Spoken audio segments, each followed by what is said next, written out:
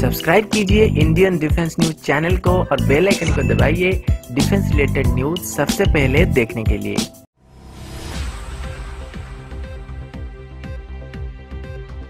नमस्कार दोस्तों, मैं अंश आप सबका फिर से बहुत बहुत स्वागत करता हूं डिफेंस टॉक के एक नए एपिसोड में, जहां पर हम आप सबके लिए रोज नए नए डिफेंस अपडेट्स लेके आते हैं। तो चलिए देर न करते हुए आज की वीडियो शुरू करते हैं।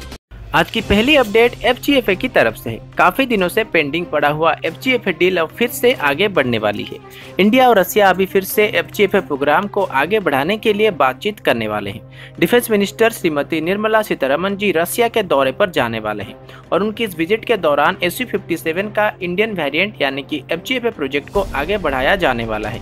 पिछले साल डिफेंस मिनिस्ट्री की तरफ से एक हाई लेवल कमेटी को FGFA प्रोजेक्ट के बारे में डिटेल छानबीन करने के लिए अपॉइंट किया गया था, जिसका रिपोर्ट दिसंबर तक डिफेंस मिनिस्ट्री को सबमिट कर दिया गया था। इंडियन एयरफोर्स SU-57 की कैपेबिलिटीज को लेकर चिंता जता रही थी, लेकिन हाल ही में सीरिया में SU-57 को डिप्लॉय किए जाने के बाद शायद इंडिया फिर से FGFA प्रोजेक्ट को आगे बढ़ाना चाहती है और इंडिया को जल्द ही एक 5th जनरेशन फाइटर एयरक्राफ्ट की जरूरत है और FGFA के सिवाय इंडिया के पास अभी के लिए कोई भी बेहतर ऑप्शन मौजूद नहीं है।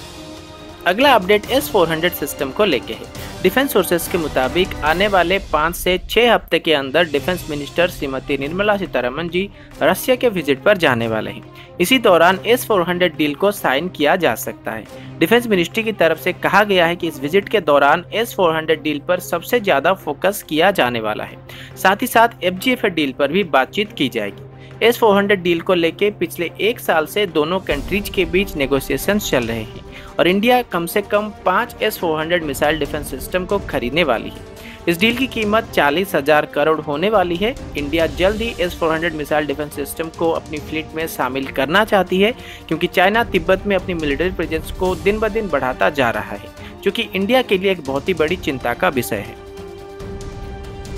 अगला update M777 ultra light Houser की तरफ से है। 6 महीने पहले 2 M777 गन को पोखरण फायरिंग रेंज में टेस्ट करने के दौरान इनका बैरल बर्स्ट हो गया था।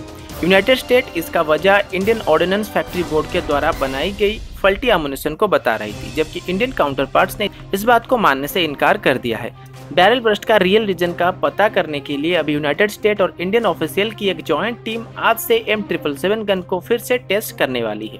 नवंबर 2016 में इंडिया और यूनाइटेड स्टेट के बीच ये डील साइन किया गया था, जिसके अंदर इंडिया 145 M777 गन को 5,070 करोड़ की कीमत पर खरीदने वाला था, जिनमें से 25 गन को डायरेक्टली इंडक्ट किया जाने वाला था और बाकी गन्स को BAE सिस्टम और महिंद्रा ग्रुप के द्वारा मैन्युफैक्चर किया जाने वाला था। दोस्तों, ग्लोबल फायरपावर.com के मुताबिक इंडिया पूरी दुनिया में चौथी सबसे बड़ी ताकतवर कंट्री है। इस लिस्ट में 133 देशों को कंपेयर किया गया है, जिसमें यूनाइटेड स्टेट पहले नंबर पे है, रसिया दूसरे नंबर पे और चाइना तीसरे नंबर पे है। अभी के लिए रसिया दूसरे नंबर पे है, लेकिन जल्द ही चाइना रसिया को सरपास कर लेगा। इसी लिस्ट में पाकिस्तान 13वें नंबर पे है। इस वेबसाइट के मुताबिक रैंकिंग कंट्रीज के 50 अलग अलग पैरामीटर को नजर में रखते हुए किया जाता है, जैसे कि military resources, natural sources, industry और ज्योग्राफिकल फीचर्स और मैन पावर जैसे और भी कई सारे फीचर्स को इंक्लूड किया जाता है, लेकिन इसमें न्यूक्लियर पावर को डायरेक्टली इंक्लूड नहीं किया जाता है। अगला अपडेट चाइना की तरफ से। आज चाइना ने अपनी इस साल का डिफेंस बजट को अनाउंस किया है, जिसमें 8.1% तक इंक्रीज किया गया है। चाइना का इस साल का डिफेंस बजट $175 बिलियन है, जो कि इंडिया की डिफेंस बजट का लगभग 3 गुना है। चाइना का पिछले साल का डिफेंस बजट $150.5 बिलियन था, जबकि इंडिया का डिफेंस बजट $55 बिलियन था। यूनाइटेड स्टेट के बाद चाइना ही एक ऐसा कंट्री है जो कि अपने डिफेंस सेक्टर में इतनी बड़ी अमाउंट इन्वेस्ट करता है।